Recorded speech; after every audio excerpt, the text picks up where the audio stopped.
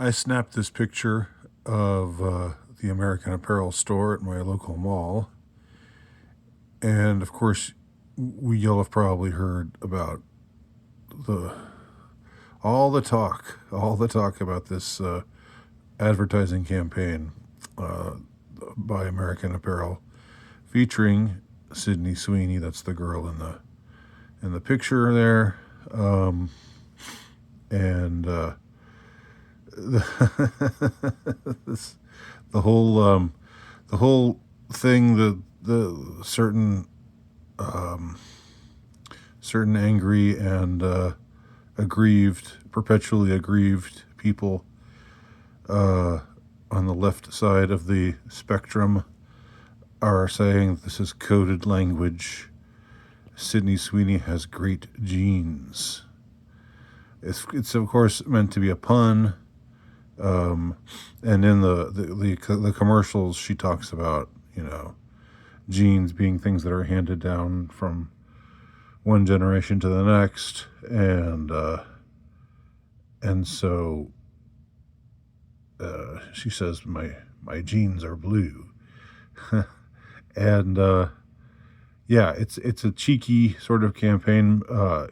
But it's it's caught people's attention, and for understandable reasons. So even though the controversy is ridiculous, of course, but I want not just to talk about how leftists are flailing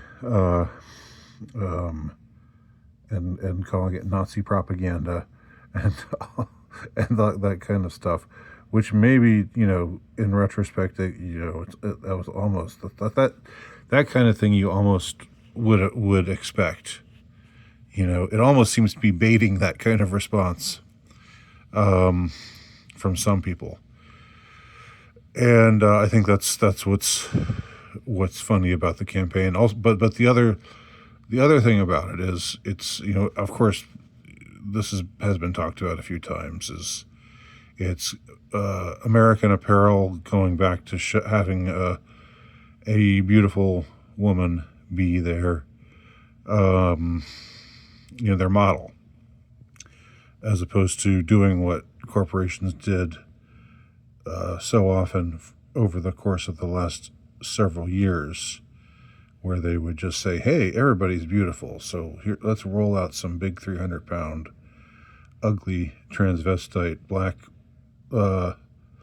man who says he's a woman, and or let's put Dylan Mulvaney in a dress, and yeah, this is how we're this is how we're going to go forward. This is how we're going to win new fans and so forth, and all those quote unquote woke. It's almost old to call it woke. It gets tiresome, but it's still, the shoe still fits. All this woke stuff hasn't worked. I mean, as far as getting them done, if it's being done to virtue signal to get ESG kind of funds or what have you, that's fine. But as far as alienating a good portion of the audience, that's not so fine. And the difference here with this particular campaign of American Apparel is their sales have shot way up since the beginning of the use of Sydney Sweeney in these commercials. So one suspects that in this case correlation is causation. That the advertisements have had a positive effect on the company, on their sales. But again, I don't want to just do the sort of thing that I think most other people on YouTube do. People who approach this from an anti-woke perspective. Just they just sort of say, "Boy, these liberals are being stupid. They're being ridiculous. And so aren't they? Go woke, go broke, etc. and so on." What I want to say, what I want to draw attention to, is the fact that this kind of advertisement is, used to be very, very, very much the norm. Like back in, when I was your age, when I was growing up, when I was a teenager in the '80s, when I was a young man when I was in my 20s in the '90s, this was just normal. Like you would have a bunch of glamorous looking, mostly white, very attractive people be the models for some, some clothing outfit or what have you, and that was just expected, and nobody complained about it except it was just sort of what my response at the time was like, this is just shallow. This is like, I was just like, I wasn't a big fashion maven, if you can believe that, and I'm still not one. But I don't think it would have occurred to me. It certainly wouldn't have occurred to me that sometime in the future, corporations would start pushing, having unattractive people, having rotund, dykish looking women, or men pretending to be women, be the ones that they use as their models. That just didn't. I just never thought that would happen. But here's why it's happened, and this is something I've talked about before. It's something I've written about before. I wrote about how the Cold War, the end of the Cold War, brought about, unleashed a demon in the West. And what I mean by that is that up until the end of the Cold War, which was can be dated from the time that the Soviet Union fell. So that was really something that it was a process that started in 1989 when the Berlin Wall came down, and it was all over but the shouting by that time. But it's still, the Soviet Union still limped on under the title the Soviet Union until 1991, when it was officially dissolved and it was no more. But once the writing was on the wall, so to speak, speaking of the wall, once the Berlin Wall came down and it was clear where things were headed, that was when you suddenly had this explosion of what was then called political correctness. It's the same. It's the same phenomenon that's called wokeness today. It's anti-white. It's anti-male. It's fetishizing of diversity, quote unquote, fetishizing of anything that's non-white. And you saw its manifestation. You didn't see it manifest itself until. You didn't see it manifest itself until the end of the Cold War. And my theory is that the cultural movers and shakers, those in charge of large corporations and those are who pull the strings, the opinion shapers, if you will, that they had a vested interest in telling Middle America, hey, we're on your side. We're going to reflect. We're going to show positive depictions of you in our commercials, in our television sitcoms, in our movies, and that was the case. There was no effort to push cultural diversity, except in certain very circumscribed ways. There was in the '80s there was the Buddy movie, which were, where they paired a white guy and a black guy. But that wasn't really subversive of anything. It was just, it was showing, masculine. It was actually just affirming masculinity just across racial lines. I mean, that's even in They Live, speaking of this motif, with Roddy Piper and his friend. I can't remember the name of the actor, the black guy who plays his friend.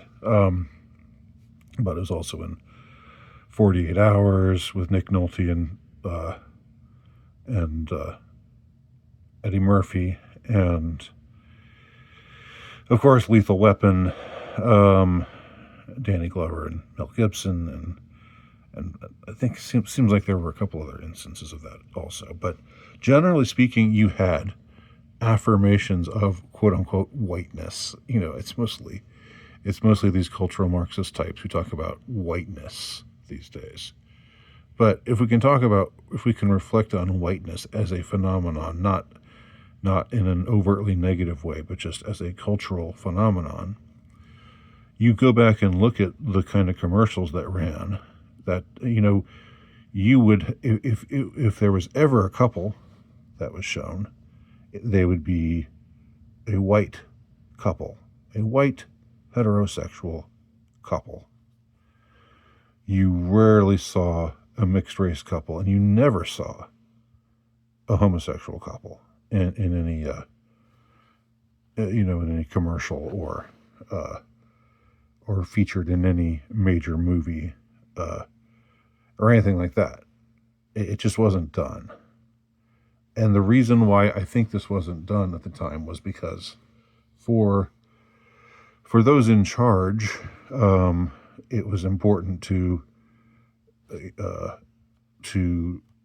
signify to the people that we're with you. We like Middle America. We like traditional masculinity. We like traditional femininity. We like good church going families, and we like these. It was hokey a lot of the time, and it was obviously not sincere, but nevertheless it was there. It was consistently there amongst the aesthetic that was pushed and by major corporations and so forth, on television and movies, what have you. And then that changed after the Cold War ended, because now the Middle America, whereas before it was like we might end up in an apocalyptic confrontation with the Eastern Bloc. These two forces, two tribes going to war, that might play out, and we need, in that scenario, we need Middle America. We need the men of Middle America, predominantly white, predominantly Christian. We need them. But after the end of the Cold War, and it was then said to be the end of history, and it was just widely perceived, I think, by the elites that they didn't need to flatter the Middle America types anymore. They didn't need to show beautiful white people anymore. In fact, that's when it, just shitting on white people, shitting on whiteness, just being negative, promoting what's been called the culture of critique, or what have you, just cultural Marxism, promoting this idea that white people are bad, and white institutions are bad. And of course, when they do this, they're always pointing their finger at the little people. They're never pointing their fingers at themselves and saying we're bad. It's always you're You're the bad people. You're the miscreants. Just like they do with the global warming stuff. You out there are responsible for global warming, and so it's up to you. You must pay these global warming taxes. But corporations don't have to do anything because we're virtuous people. So this whole idea of corporate virtue signaling didn't really start until the end of the Cold War. And then as time went on, as we got into the 2010s, and especially right around the mid-teens, it really started kicking up in earnest. And I have, lots of ideas about why that was happening, why that began happening to such a degree, to such an extent. But I don't want to get too deep into the weeds here. If you're interested, read my essay. Again, the Cold War unleashed a demon in the West. You can read it on my Substack page. But what makes this campaign stand out is that it's knowingly and with a twinkle in the eye. It's going against it's going against the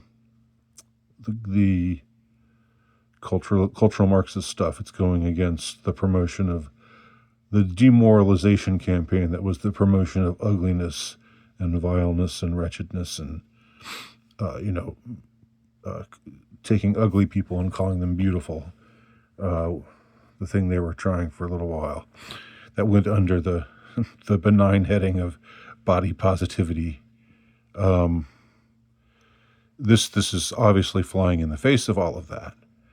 The people who say this is an example of and maybe this portends something new. I don't know. It's hard to say at this point. But the people who say this is Nazi propaganda, all you have to do is point out to them who owns American Apparel, who are the owners of this clothing franchise.